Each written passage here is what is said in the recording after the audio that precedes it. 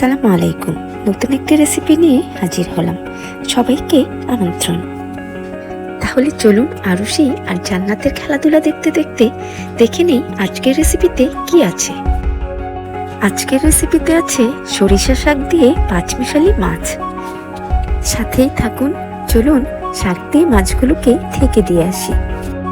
যারা আমার পাশে থেকে নিয়মিত আমাকে সাপোর্ট করছেন তাদেরকে জানাই অসংখ্য ধন্যবাদ। নতুনদের কাছে আবেদন থাকলো, যদি ভিডিওটা এতটুকুনো ভালো লেগে থাকে অবশ্যই লাইক, কমেন্ট, শেয়ার এবং সাবস্ক্রাইব করে যাবে। সবাই ভালো থেকো।